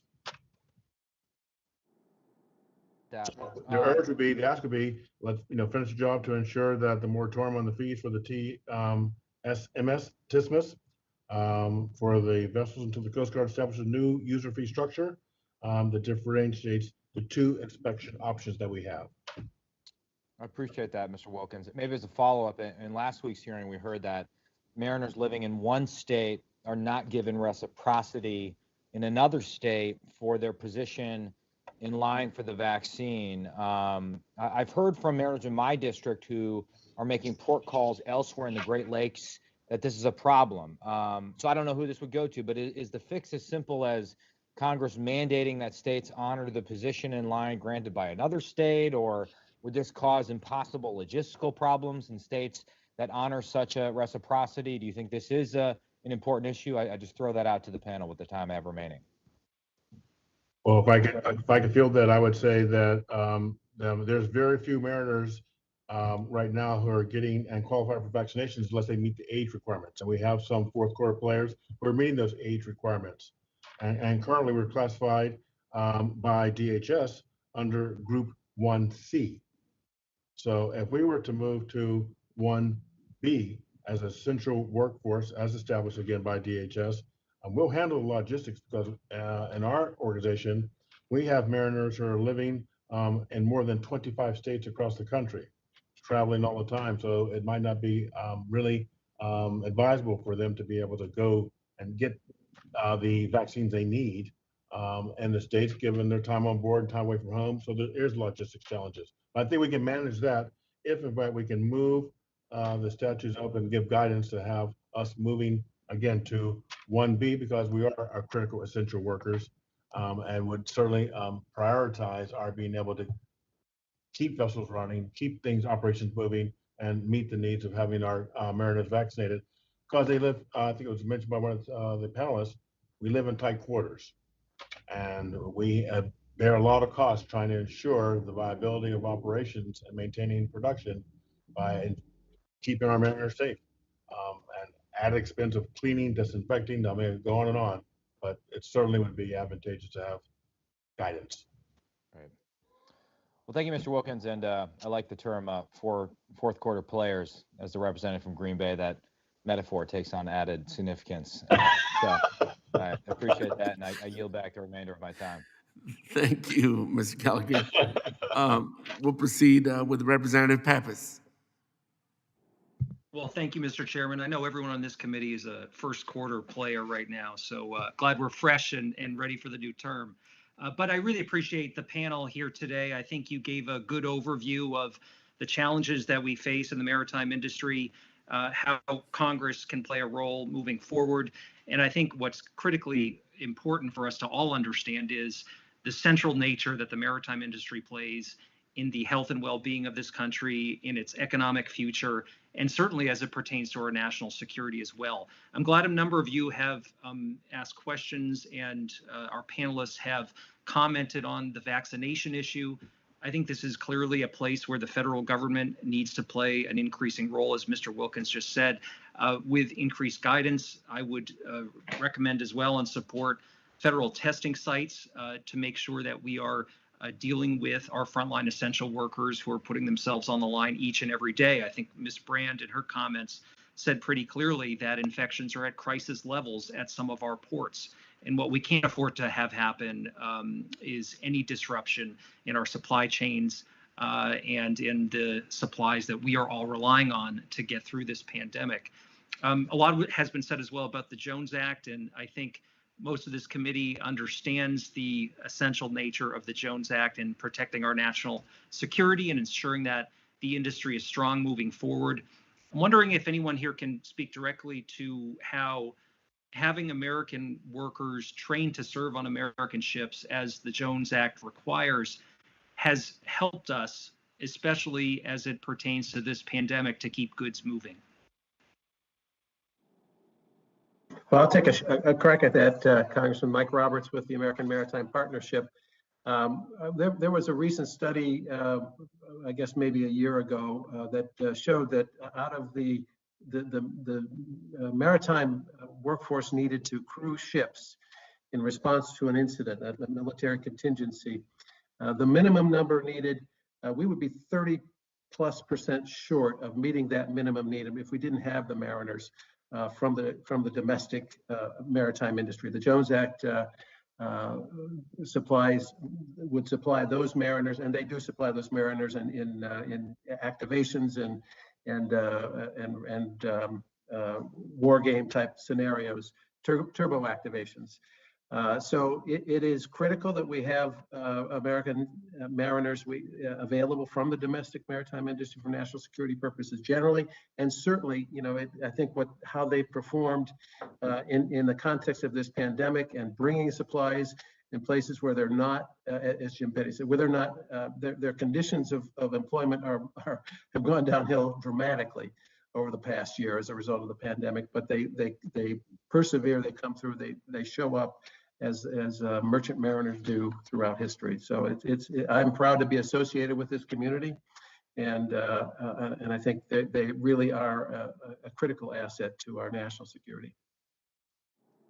If I can, Congressman, just to pick up a little bit on what Mr. Roberts said, I would echo essentially everything he said as it pertains to the mariners working aboard our U.S. flag vessels in the foreign trades. From the very early stages of the pandemic, when nobody really knew the degree to which it was going to affect maritime transportation, whether it was going to get worse much quicker and much more severe than it did. But the mariners did show up. The mariners continued to perform. They continued to go to work. They complied with the guidelines that were put in place, ranging from having to wear masks and social distancing when they're in the union hall trying to get their next job to ship out, to the shipping companies themselves putting out the expense, absorbing the expense of flying mariners home when the rotation were done because there was no other way to do it.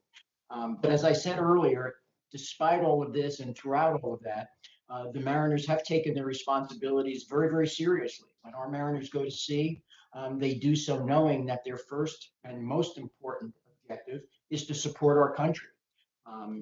It's to support the military, it's to support American troops, and it's to do whatever they can to make sure the sea lanes remain open for our trade.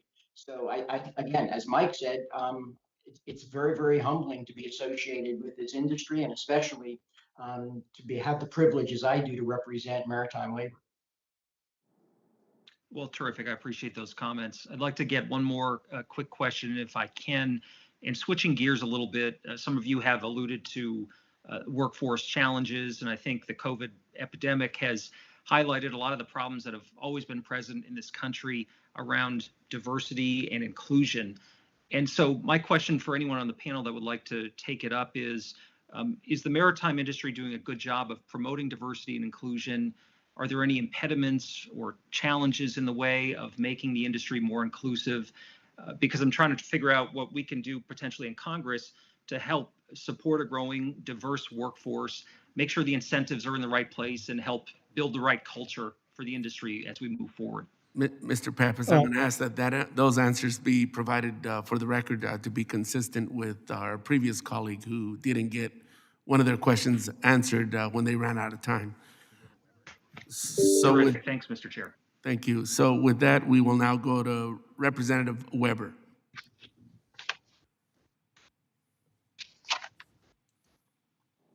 Okay, there I am. Thank you, Mr. Chairman. Congratulations on your new post. Can you hear me? Yes, thank you. Okay, good. Lots of questions. Let me start with Ranking Member Gibbs said that he understood there were 300,000 mariners stranded. And I didn't really ever hear, was there an answer to that? Stranded around the country, around the globe? How do we get that answer? Congressman, if I can, Jim Patty, most of those mariners, almost all of those mariners now are foreign nationals working aboard foreign vessels, many of which we would define as flag of convenience ships, where there's virtually no legal relationship with the flag of the vessel and the vessel's owner.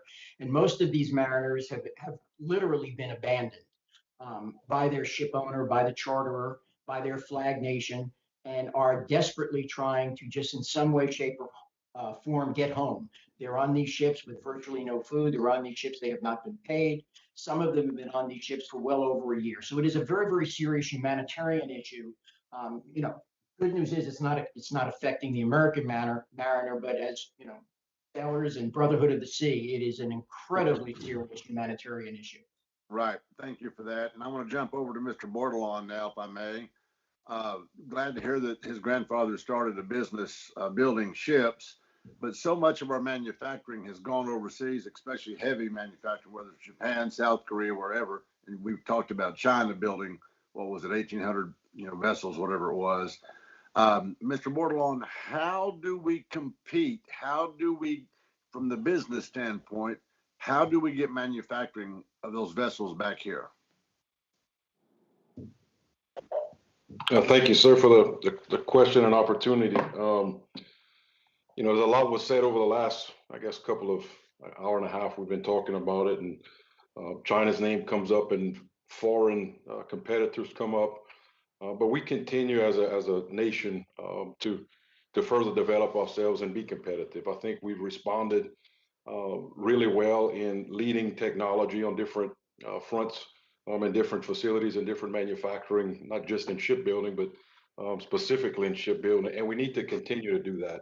Some of the shipbuilding grants that have been done through MARAD have helped the shipbuilders do that. That's one opportunity. But really, the biggest thing for us to remain competitive and be a leader, because that's, I think, often overlooked, is that you talk about free trade or fair trade, and we care about fair trade, we care about national defense and security. All of those things are important for us. We pay taxes, we keep our people safe, we follow OSHA, we don't pollute the world like other places do. So giving us the opportunity to continue to be a leading edge. Some of the biggest things we need, I'm gonna say it again, we need some visibility and consistency in budgets that can keep our manufacturing in a position where we have a great competitive workforce, that you're offering careers to people that you can effectively train, and then the obvious reinvestment comes with that. My grandfather was a machinist by trade, uneducated, and he bought an old lathe and a drill press, and that's how he got started. And his philosophy was he was going to keep improving and keep investing in his business, and with some kind of sustainability and vision with U.S. shipbuilding as far as the U.S. Navy goes. The Army has projects, obviously the Coast Guard, and the commerciality. All of those things help keep us competitive and reinvesting. So I think those are the key things, Congressman, that could help us continue to push forward and be more competitive in the world that we living in today in shipbuilding. All right, thank you for that. I'm going to move on to Mr. Cordero now. Mr. Cordero, you cited I think it was 1,497 COVID cases, and you may or may not have this percentage. What percentage of the workforce, of the mariner workforce, would you say that is? Well, it varies, Congressman, from port to port, region to region. But let me just answer the question generally. It's a high percentage, and let me just give you some data. We talked about testing, which is a very important component to this. So for the Port of Long Beach, we put in place the only COVID testing site in the port complex. Our commission supported us in authorizing $1 million to set up that test site back in August of 2020. And in November, our commission authorized another $3 million so that we could have that test site open through July of 2021. So that right there is a $4 million investment by the Port of Long Beach. What has that resulted in? From August to the present date, I can represent to the subcommittee, we tested over 20,000 people at that site. So obviously, we have to be proactive with testing. But the other aspect in terms of going back to the funding question is rapid testing. That's what we need. And last, I will say this. What I have here is a KN95 mask. To the question of PPEs, let me just say that in the industry, when this pandemic hit, many of our frontline workers were wearing basically cloth masks. I mean, it was really unfortunate that we were in that situation. But what we need in this country is for every frontline worker to have an N95 mask made in the United States. That's what we need. It's not a question of just an ordinary PPE. It's the quality of PPE. You could summarize, please. So I hope that answered your question, Congressman, and thank you so much for your question. Well, thank you for that, Mr. Chairman. I yield back. Thank you very much, Mr. Weber. Next, we'll go to Representative Auchincloss. Thank you, Mr. Chair, and to the panel. I wanted to pivot to something that was mentioned in your written testimony, Mr. Roberts, about offshore wind. as an important emerging market for the maritime industry. Offshore wind has the potential to produce tens of thousands of jobs nationwide, including many in southeastern Massachusetts in my district, and could play a significant role in decarbonizing electricity production in the United States.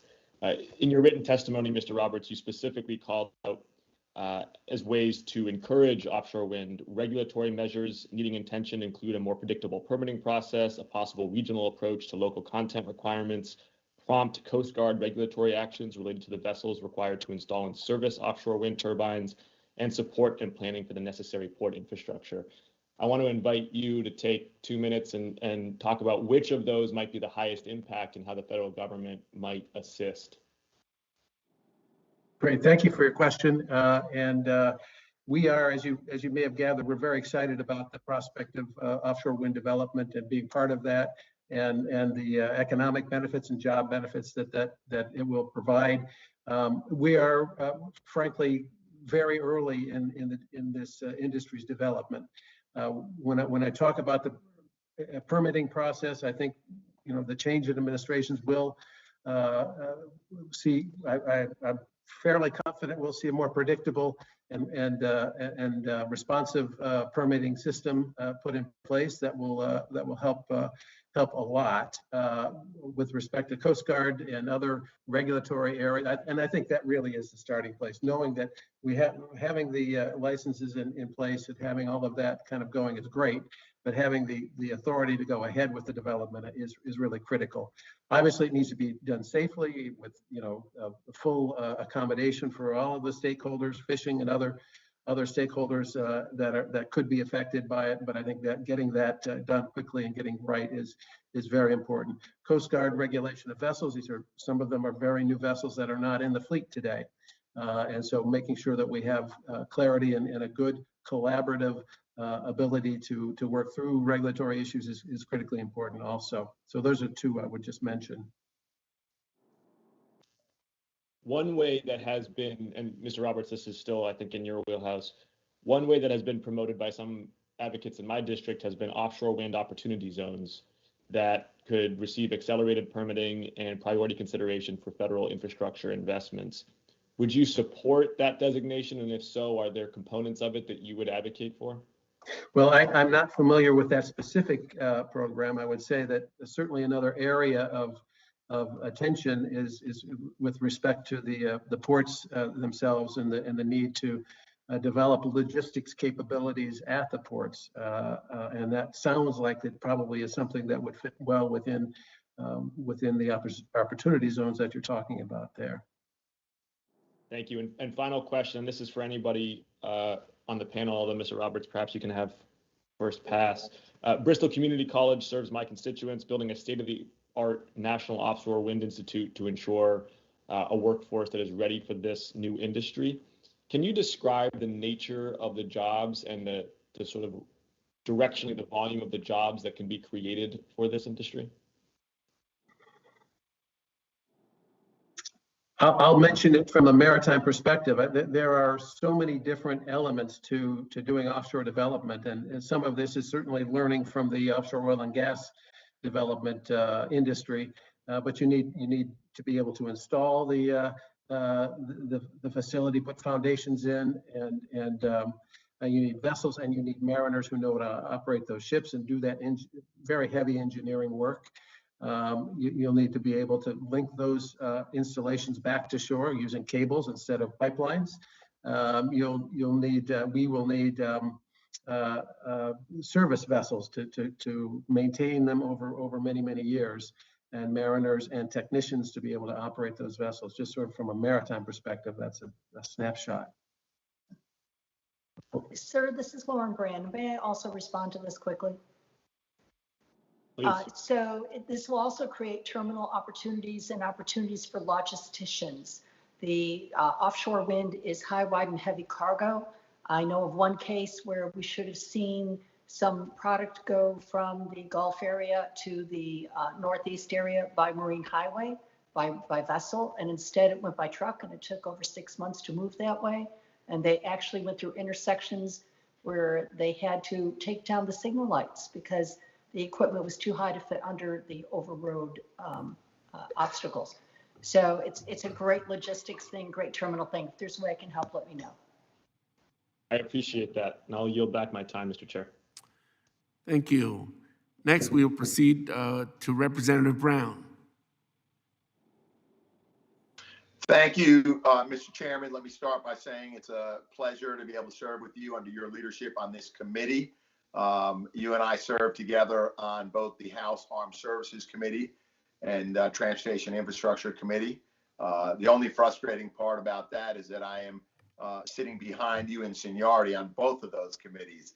But in all seriousness, it's a pleasure, it's an honor to be able to serve with you. And I think really appropriate because I think the work that we do on transportation and infrastructure, the policy, the authorities, the investments in infrastructure, perhaps are just as important to national security as the work that we do together on the House Armed Services Committee. As we've been hearing throughout the testimony today, obviously public ports in the United States playing an indispensable role in local and regional economies throughout the nation. And the COVID-19 pandemic has had a tremendous impact on the industry in 2020. I have a particular interest in the Port of Baltimore, which is arguably the most diverse port on the East Coast. It has a portfolio of containers, automobiles, farm equipment, roll-on, roll-off cargo, and forest products. And it is ranked first among all U.S. ports in the volume of vehicle cargo for 9 consecutive years. Key cargo commodities at the Port of Baltimore's public terminals were down for the year compared to 2019, but the port's strong recovery in the second half of the year helped dramatically narrow those declines.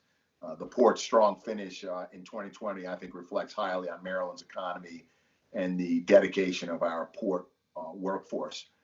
However, if we are going to continue to ensure that our nation's ports are functioning, meaning that we're supporting frontline port workers who are really key to what we're doing, we have to prioritize testing and vaccination. And at the end of last year or during last year, Congress passed the CARES Act, the NDAA.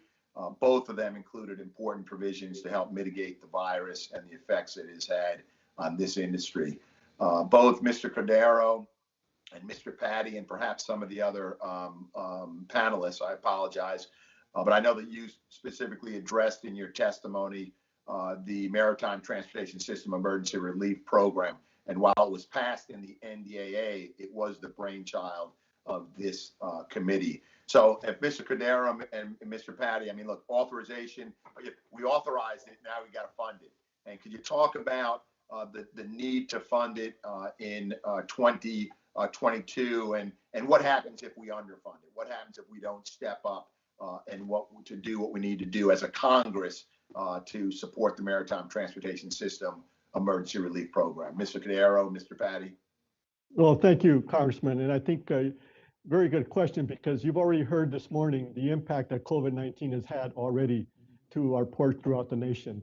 And I will say that my good friend Bill Doyle over there at the Port of Baltimore is doing a great job, and again, former commissioner of the FMC. But I think as AAPA chairperson, I will say this, that we have a great opportunity, Congressman and subcommittee, to not only fund this program, but earlier there was a question in terms of the question was posed as what will we say to Merit going forward in terms of what an important aspect that needs to be addressed. Merit has a great opportunity right now to advocate on this issue, because they have been identified as the lead federal agency to move forward and identify emergency relief and issue grants to the port authorities across the nation. So that's going to be very key for Merit to move forward with 3505J of the program or of the act, which again, it's going to be very important with all the issues that we've addressed this morning. And failure to do that is going to create a real problematic question in this supply chain, a vital transportation sector. And again, when we talk about imports, exports, 95% of international trade moves by water. Trade begins at the ports. Mr. Patty? Yes, sir. Thank you, Congressman.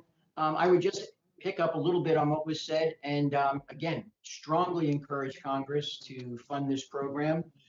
There are a number of entities in the maritime industry, ranging from training institutions that the unions and the shipping companies run and operate in order to continue to provide best trained mariners that we possibly can, that have effectively been shut down for most of this past year because ships were not sailing, they were not able to travel to and from the schools. And they desperately need help in order to remain open. There are small passenger vessel operations. There are other shipping companies, all of whom have taken significant hits throughout this pandemic. And look, I think just to emphasize, this legislation does not dictate that money go to anybody. They still have to apply. They still have to apply for the grant. They have to prove that it's worthwhile and necessary. But none of that happens until the money is made available. So on behalf of all of those types of entities, most of whom don't belong to our organization, but nevertheless, I would encourage Congress to provide funding for that program. Thank you, Mr. Patty. Thank you, panelists. Mr. Chairman, thank you very much. I yield back. Thank you, Mr. Brown. That concludes the first round of questions. I'm going to proceed with the second round for anybody interested in asking a second question. And with that, I will recognize myself for 5 minutes and then proceed to other members who may have additional questions. Mr. Brand, in your statement, you said that there are currently 37 container ships sitting outside of the port of Los Angeles and Long Beach. What would happen if congestion were to continue to rise? What does that mean for ports and the U.S. economy? Sir, thank you very much for that question. Right Ms. now, Brand, I apologize for messing that up. That's all right, sir. It's happened to me my entire career. Because of the vessels that are offshore, right now there's containers that are holding parts for manufacturing and assembly sites in the United States. And we're going to start to see some of those start to falter in their schedules the longer this goes on. I believe yesterday I checked the number, and the number now is down to 32 ships that were offshore.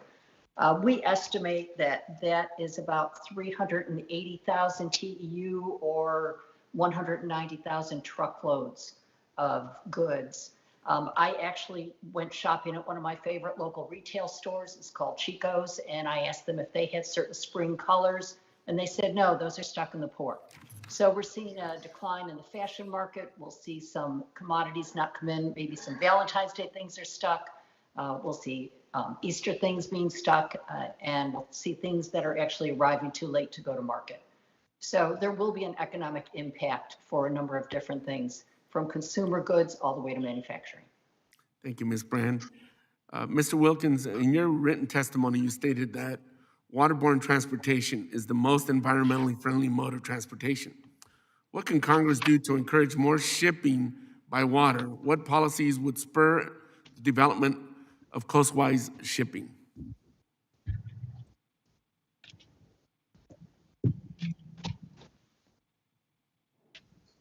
Thank you, Mr. Chairman, for the question.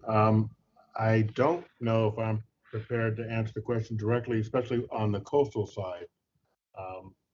What I would say is that I think I answered in the sense that having the programs of ensuring reliable lock dams, ports that is maintained and allowing the Corps to do what it does in operating and maintenance of those systems promotes reliability, and reliability promotes confidence, and confidence promotes investment from the shipping world and cargo holders to realize they have a viable means of transport and reliable means of transport. So I would answer that question that way, sir. Thank you. Ms. Patty? Thank you, Mr. Chairman. One of the things I would suggest that Congress look at, and it's something that this committee had been advocating for quite a while in the past, is to look at the application of the harbor maintenance tax on coastwise shipping. The way things work now under the harbor maintenance tax, there is a very unfair, we consider discriminatory double taxation on ships operating in the coastal trade. If you have a large container ship coming in from overseas and your container is the value of that cargo, it's subject to the HMT. When it's reloaded onto these smaller vessels that travel up and down the coast, when it reaches its second destination, it's taxed again. At a minimum, this serves as a tremendous disincentive for shippers to use U.S. flag vessel operations. So it's just another thing to look at as we go forward in this Congress. And I think part of the objective would be to try to eliminate as many of these disincentives as possible that impede the operation of American ships. Thank you. Ranking Member Gibbs, do you have any additional questions? Yeah, just a couple. Thank you, Chair. First of all, Mr. Wilkins, in 2020, the Corps of Engineers moved forth a large-scale rehabilitation project on the Illinois River, which necessitated periods of closure on the river. In your opinion, did the Coast Guard and the Army Corps of Engineers manage the process? And if were there any lessons learned that we should know about, Mr. Wilkins? Thank you, Mr. Gibbs. No, I would say that I think that the Coast Guard and the U.S. Army Corps of Engineers worked in harmony and worked perfectly together as a partner. I applaud that they listened to industry to reduce having disruptions over a 5-year plan to mitigate that and bring it down to a 2-year plan. So I think the lesson learned is a shining example that industry and the Coast Guard and the Corps of Engineers can work together to accomplish maintaining our infrastructure. So we are very pleased in the way that we came together and a solution. Good. I'm glad to hear that. Ms. Brand, in your testimony, you talked a lot about the vaccines, and since you represent the National Association of Waterfront Employers, are you seeing differences between states where you operate with that vaccine accessibility, or is it just they're not getting it because they haven't declared essential workers? Or what are you seeing within the different areas geographically around the country? Thank you very much. We wrote to 35 different states, including Puerto Rico, and we received responses from less than half of those. Some basically, sir, what's happening is that the waterfront workers are not getting any priority whatsoever. It's age priority right now. Each state has its own regulations and rules. For example, in Florida, if you're 65 and over, you can be eligible for a vaccine. In Virginia, if you're 75 and older, you can be eligible for a vaccine. So even the age priority has a difference between states. It's very difficult to track. Okay, thank you. Mr. Chairman, I believe Representative Malliotakis asked a question and didn't have a chance for the panelists to answer, and I don't know which panelist that was. I'll yield my time to that if that person wants to answer Representative Malliotakis' question earlier. Thank you, Mr. Gibbs. That was myself, and I was only going to point out to the representative that her question was around the competitive advantage of lack of moving commerce given other nations around the world. And I was going to point out in our last project that Canal Barge did in Colombia, to move a container from Bogota to Cartagena, 660 miles, cost 4 times the amount of money to take the same container 9,000 miles from Cartagena all the way to China.